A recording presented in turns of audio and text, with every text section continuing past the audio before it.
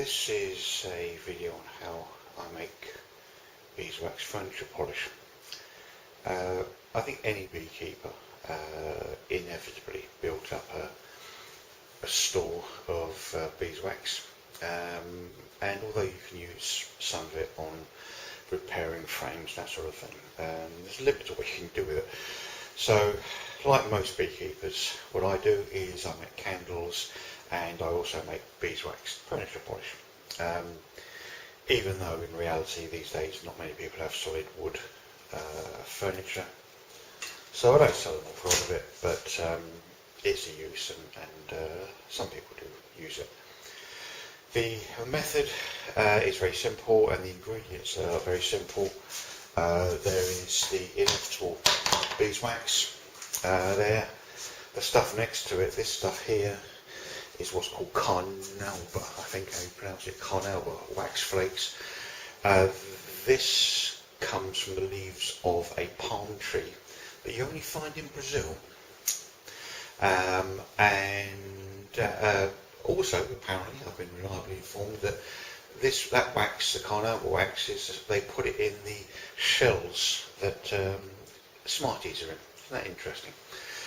And the only other thing you need on the right hand side there is turpentine.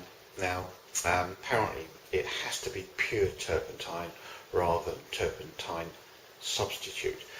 You can buy turpentine from art shops for cleaning brushes, and it is ludicrously expensive. So, but you can buy it over the internet, and it's a lot cheaper. So those are the three things that you need. The various proportions are now being showed on the laser display board. So the first thing that we have to do is to melt the wax and a couple of tablespoonfuls of the carnauba wax stuff, and then we'll add the turpentine to it as the next stage. So we'll stop there, and I'll start getting the wax melted up. The waxes were being melted in a sort of a bain-marie type thing. Although I'm using pots and pans, it would never be used for anything else. And the wax has melted, as you've seen.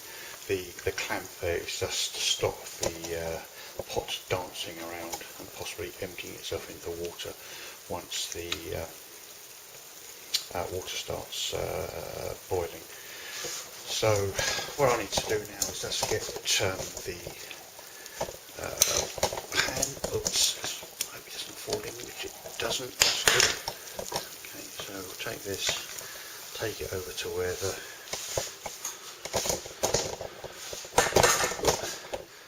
everything else is. So there we are.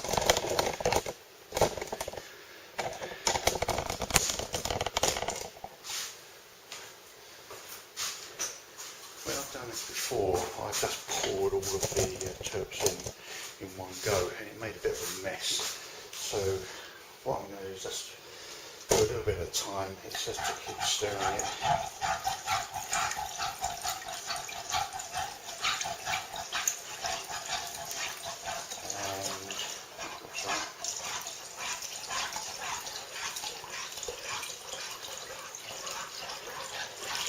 And that's better than it was. So there's the liquid, and as you can see the little metal pots that's there. To make it easier to fill things up, I'll fill the little jug up, just to make it a bit easier to do.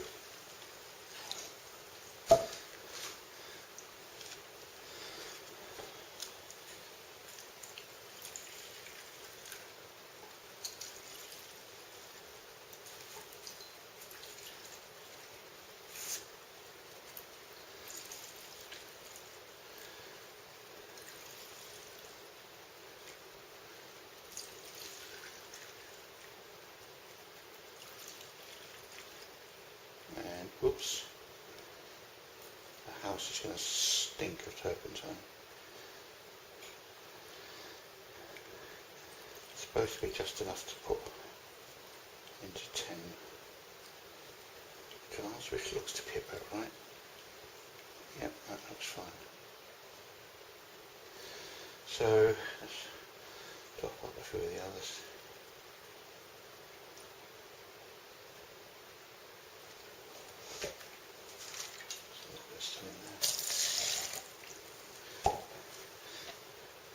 Actually, looking at it, there may well be enough to make another couple, but I'll do that separately.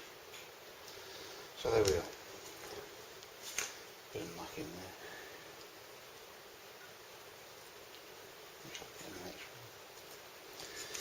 So there we are. That's all there is to it. I'll just leave it now for it to gradually cool down, and put the lids on.